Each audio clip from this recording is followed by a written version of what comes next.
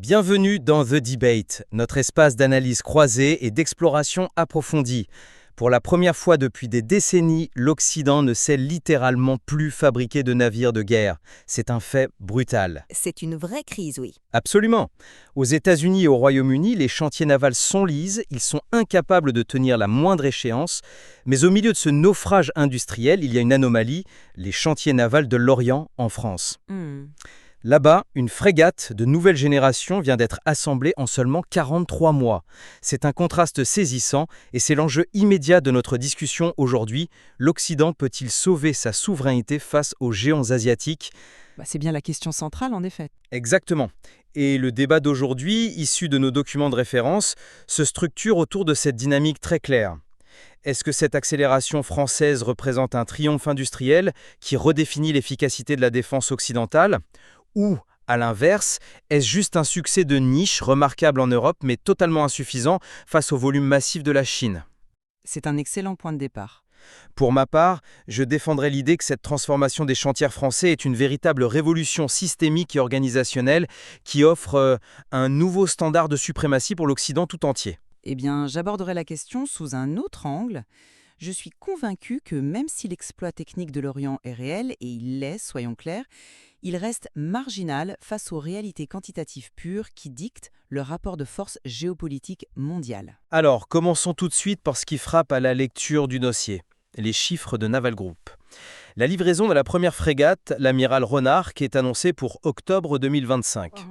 Elle a été achevée en 43 mois, juste après la pose de la quille. Pour ceux qui nous écoutent, le standard international pour un navire de cette taille, c'est généralement entre 5 et 8 ans. C'est vrai que c'est un délai divisé par 2, en gros. Mais oui, et la France prévoit de construire 9 de ces frégates de défense et d'intervention, les fameuses FDI, en seulement 11 ans, de 2022 à 2033. C'est la preuve, selon moi, que l'Occident peut surmonter cette stagnation industrielle qui frappe Washington ou Londres. Je vous entends et je reconnais totalement la prouesse de l'ingénierie française, mais il faut tout de suite replacer ce chiffre dans le contexte global de notre source. C'est-à-dire C'est-à-dire que pendant que la France célèbre ses 43 mois pour une frégate, la Chine produit 8 navires majeurs par an. 8.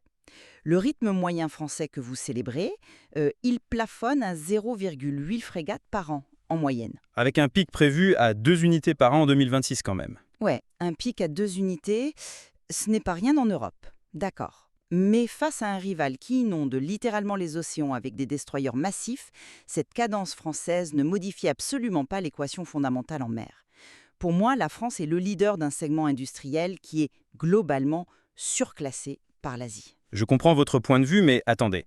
La réduction des délais n'est pas tombée du ciel. Ce n'est pas juste un coup de chance.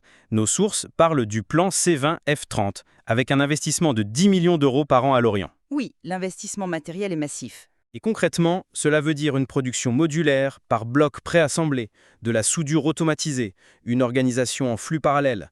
Ramener le délai à 30 mois à terme, contre 64 mois dans les années 90, c'est la preuve d'une maîtrise totale de la complexité. Alors, je vous l'accorde, le plan C20 F30 est brillant. C'est vraiment de la belle ingénierie. Mais Je sens un mais arriver. regardons le spectacle que ça implique. Avant, on construisait un navire comme une cathédrale. On posait une quille, on montait la structure d'acier étage par étage sur 5 ans et on envoyait des centaines d'ouvriers se marcher dessus dans les espaces confinés. L'enfer absolu, oui. Exactement. Aujourd'hui, avec ce système de blocs modulaires, c'est plutôt la méthode Lego. On construit d'immenses blocs séparément dans des halls, on y installe la plomberie et l'électronique en flux parallèle et on clipse le tout à la fin. Et ça fonctionne easy, c'est ultra optimisé. Ça fonctionne, oui, mais c'est précisément la limite de cette approche. L'investissement de 10 millions par an garantit une qualité chirurgicale, mais limite le volume, c'est de l'orfèvrerie. Une organisation en flux parallèle ultra optimisée a-t-elle un véritable poids si la capacité plafonne à 2 frégates par an face à des capacités asiatiques hors catégorie ? C'est là que je vous arrête. Vous ramenez systématiquement le débat à un concours de volume. Mais la puissance navale, ce n'est pas juste aligner bêtement de l'acier sur l'eau. La quantité a une qualité en soi, comme on dit. Certes, mais laissez-moi vous offrir une perspective différente sur la valeur de la densité technologique. J'ai bien lu nos documents sur les caractéristiques des FDI. Elles ont cette fameuse étrave inversée, une numérisation intégrale, et surtout, elles doublent notre puissance de feu avec 32 cellules de lancement vertical. Les VLS, oui. Exactement. 32 missiles prêts à être tirés à 360 degrés sans aucun rechargement manuel. Ajoutez à cela la stabilité radar offerte par l'étrave inversée qui perce les vagues au lieu de rebondir, je soutiens que cette densité technologique compense largement notre déficit numérique face à la Chine. Hmm. Je reconnais l'efficacité de ces systèmes, vraiment. Le radar à antenne absive de la FDI est fantastique. Mais attention, ce raisonnement part du principe que la Chine construit des coquilles vides. Personne ne dit que ce sont des chaloupes en bois, mais Attendez, appliquons votre règle d'analyse factuelle à la flotte chinoise. Fait brut, nos sources citent les destroyers type 0550 et type 0520D. Ce que ça va dire en vrai, c'est que le type 0550 n'est pas un patrouilleur bas de gamme. C'est un monstre de plus de 12 000 tonnes. oui, c'est un très gros navire. C'est plus que gros. Et pourquoi c'est grave pour votre argument en russe? Parce que vous vantez les 32 cellules de lancement vertical de la FDI. Le type 0550 en possède 112. 112 cellules. Ah, je vois le vertige mathématique, effectivement. Et avec des radars tout aussi numérisés que les nôtres. C'est ça la réalité. Les Chinois ont réussi l'exploit redoutable de marier la technologie de pointe avec la masse industrielle. Donc oui, la furtivité des FDI est un atout défensif exceptionnel, Mhm. mais c'est insuffisant pour projeter une puissance globale équivalente à une industrie lourde totalement militarisée. Votre bouclier est magnifique, mais il finira écrasé sous le nombre. D'accord, je reconnais la force de frappe du type 0550, c'est indéniable. Mais pivotons un instant, si vous le voulez bien, vers le reste de l'Alliance occidentale. Parce que si la comparaison avec la Chine montre les limites du volume européen, le décrochage des États-Unis est bien pire. Oh, c'est le véritable fait marquant du dossier, oui. Si la France est le leader européen, c'est surtout par contraste. Les marines majeures peinent à maintenir la cadence d'un seul navire tous les 2 ans. Et le détail que personne ne mentionne, c'est la cause profonde de cet effondrement américain. Vous parlez de l'écosystème des sous-traitants. Exactement. Prenez cette métaphore qu'on entend souvent.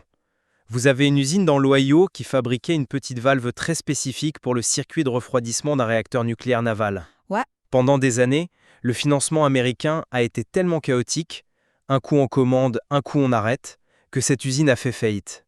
Les ouvriers qualifiés sont partis ailleurs. Dans l'automobile, dans la tech, ouais. Voilà. Et le résultat en vrai?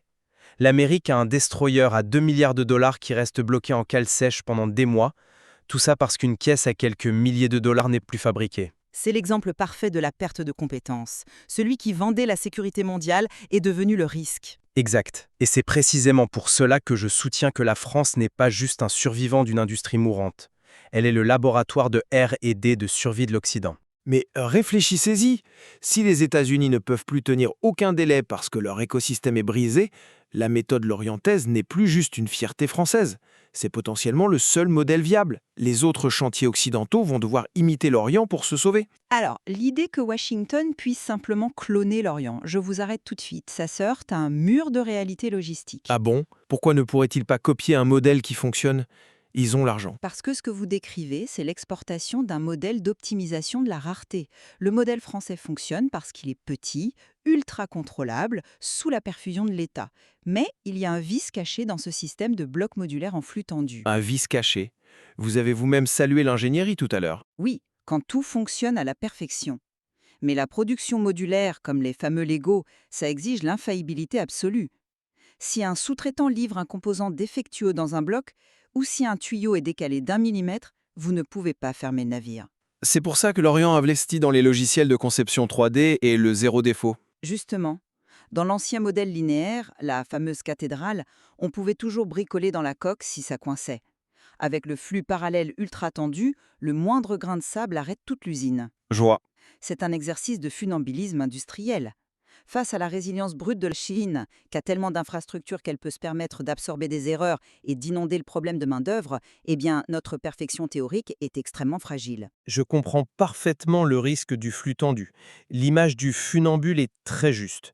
Mais, et c'est fondamental, c'est précisément cette pression du zéro défaut qui maintient notre avançat.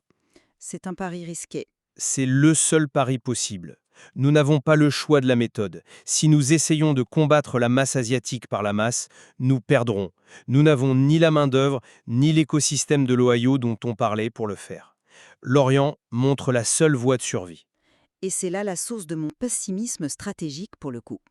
Je reconnais que c'est la seule voie possible pour la France, et peut-être pour l'Europe, mais maintenir une cadence d'un navire majeur tous les 2 ou 3 ans, c'est devenu le maximum de ce que l'Occident peut digérer sans imploser. Nos textes parlent tout de même d'un rythme inédit en Europe. Ah, le mot inédit est à double tranchant, qui flatte l'innovation de l'Orient, c'est certain, mais il avoue en creux notre faiblesse structurelle passée. Nous célébrons une goutte d'eau parfaitement usinée pendant que l'adversaire produit un fleuve. Eh bien, pour synthétiser ma position au terme de ce débat, je reste fermement convaincu que ce qui se passe à l'Orient est une bascule majeure. La livraison record de l'amiral Renarc et le plan des 9 FDI ne sont pas que de belles lignes budgétaires. C'est la démonstration physique qu'une ingénierie repensée de A à Z peut surmonter le déclin industriel. En automatisant, en construisant en blocs modulaires, la France prouve que l'Occident peut produire à une vitesse que beaucoup croyaient perdue à jamais. C'est un point de vue optimiste. Réaliste, je dirais. Ce n'est peut-être pas la masse asiatique, mais c'est un modèle viable de redressement pour des alliés anglo-saxons qui, aujourd'hui, touchent littéralement le fond. Et pour ma part, en guise de synthèse, je maintiens que l'admiration technique ne doit pas nous aveugler sur l'arithmétique pure du pouvoir. Le travail titanesque sur les traves inversées et les 32 cellules de lancement vertical force le respect. C'est incontestable. Merci de le reconnaître. Bien sûr. Mais l'échiquier géopolitique mondial est impitoyable. Sortir 2 frégates d'élite par an ne modifie pas le centre de gravité quand, en face, des destroyers type 0,50 de 12 000 tonnes sont produits à la chaîne. C'est une victoire européenne incontestable, oui, mais à l'échelle du globe, l'Occident répond par de la dentelle à une industrie de l'acier qui s'est militarisée à très grande échelle. C'est frappant. Mais ce sur quoi nous sommes pleinement d'accord, il me semble, c'est que la définition même de la puissance navale est en pleine mutation. Oh, totalement. Quiconque observe la géopolitique aujourd'hui est obligé d'étudier 2 mondes qui s'entrechoquent. D'un côté, l'hyperprécision du modèle français, contraint par ses limites de volume mais brillant par son efficacité. Et de l'autre, le rouleau compresseur chinois qui ne fait plus aucun compromis entre la quantité et la qualité. C'est vraiment le grand affrontement doctrinal de ce siècle sur les océans. L'optimisation absolue d'une ressource rare contre la sophistication de l'abondance. Exactement. Il nous reste assurément beaucoup à explorer, notamment sur cette grande question finale. Est-ce que Washington et Londres peuvent encore se permettre de bouder ce modèle modulaire européen sans s'aborder leur propre souveraineté ? C'est la grande question, oui. Nos sources fournissent des faits clairs, mais c'est bien sûr à nos auditeurs de tirer leurs propres conclusions sur le modèle qui prévaudra en haute mer. Une chose est certaine, l'époque où l'on prenait le temps de construire des cathédrales flottantes est révolue. L'urgence impose désormais son rythme. Merci de votre écoute et à très bientôt.